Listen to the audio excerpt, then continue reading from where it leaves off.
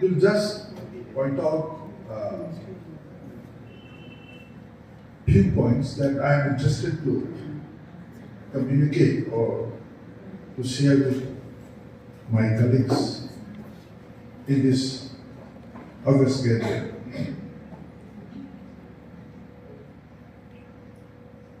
For a historian,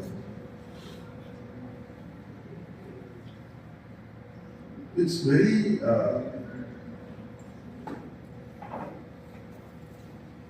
it's not easy to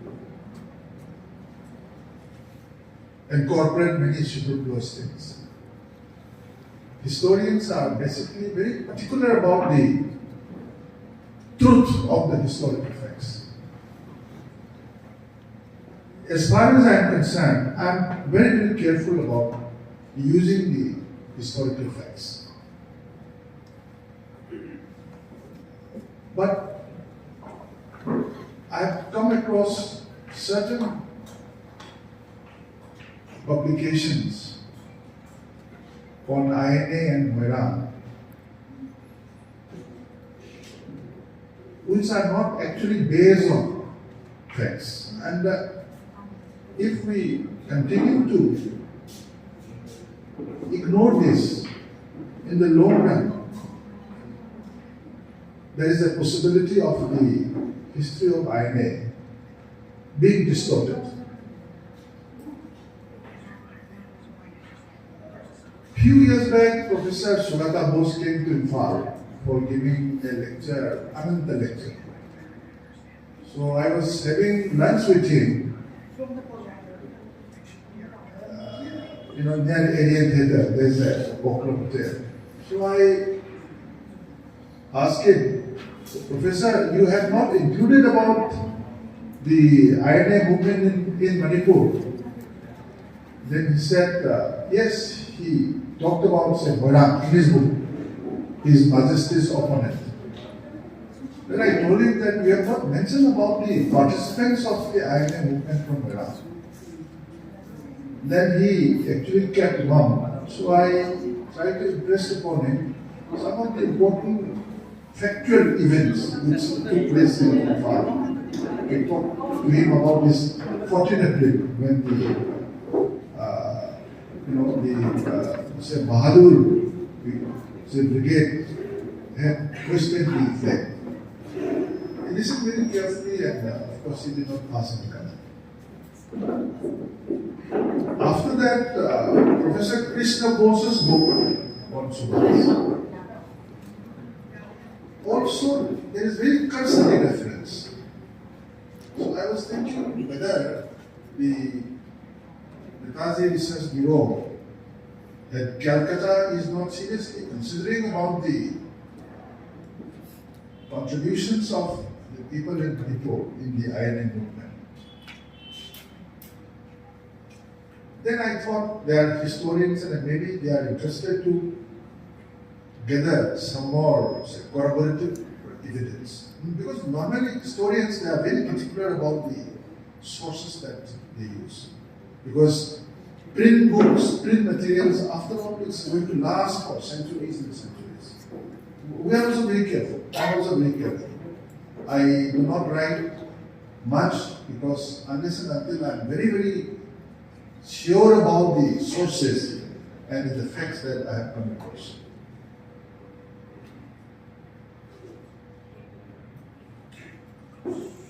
But the contribution of let's say Queren, let's say Rahman Germany, the members of the Mahasabha, whether people like it or not, or people believe it or not, Mahasabha's activity is well recorded both in archival sources, in the original sources, as well as in the booklet, which has been published by Silvetan Yaima. So those things are, I think, quite historically, quite verified books and verified sources. And there's no harm in using those well-verified sources. Mahasabha members, they were politically active, quite, as early as 1930s, continued in 1938-39, Uppilan was there. All those people are very, very active in Fal, then said the late Wailing was very, very active in the Mahasabha, and other Mahasabha members were very, very active. But there is a booklet which I have come across. I have never used this booklet in any of my publications. Booklet published in 1972 by the Freedom Fighter Cell. In this booklet, there is a photograph and a short one-paragraph biographical note. I do not know whether all those information given in that one paragraph biographical note are correct or not.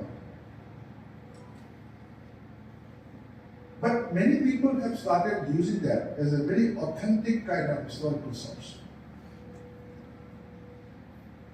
For a historian, one has to think and one has to go to other corroborative evidences, whether archaeological or archival sources used to corroborate that kind of information which has been provided in that freedom fighters' booklet. Because when that booklet was sent by some of the established historians who are working with the INA history series in Delhi, and when I talked to them, they said that no, there are no corroborative evidences. Then how do we use it? But these sort of evidences are being used freely with a lot of belief and with a lot of,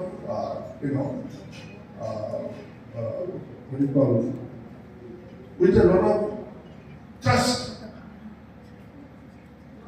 Because in a place like Manipur, history are being cooked up.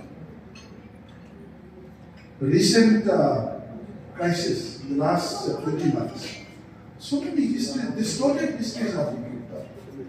I keep telling my students that as a responsible student of history, what they need to do is that they have to go back to the established and approved history textbooks of Manipur, like textbooks edited by R.K. Janjit or N. Chandra or Prof. Gangohi Kawai, or we have a good evidence like say Tharo Kubaba, which has been published by Routledge and which is very extensively circulated all across the world.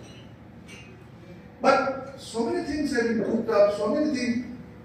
There are 2-3 books which used to argue that Netaji had come as distant as, in Naga Hills. And many funding agencies are providing a lot of money, in order to celebrate it. So, in a place like Northeast India, where higher studies is a very recent phenomenon, and where many of us believe in the rumor, uncritical kind of, thinking, and the uncritical acceptance of many writings, even for award of PhD degree. I've been speaking in many seminars that one of the important reasons of having crisis in places like Manipur, social crisis, is because of the uncritical acceptance of many of such sources as historically true. Those are not historical. I've been speaking on this for a number of years. And many of the established teachers in the academia, in the larger interest of the student for getting a job, they easily passed through and approved the kind of thesis that was accepted. And all the publishers in the market, they want to, publish those books and sell it, because after all, they are interested in getting profit. So in a place like Northeast, where there are so many communities and groups, one has to be very, very careful. Particularly the historians should be very careful. Because what E.H. Carr says is that if a historian writes something, that will be used by the subsequent writer as truth. So the historian should be very, very careful. That is why Sugata Bose did not, he had heard about it, he had read about it, but he must be waiting for corroborative evidences. In our writing, we have used the name of many of the active politicians from Merang and Imphal. But beyond that, I have not gone further. I have used some of the names which I have come across in archival sources, but not beyond that. But many historians, young historians, they are very freely quoting this particular publication, which was published in 1972 as the Freedom Fighters.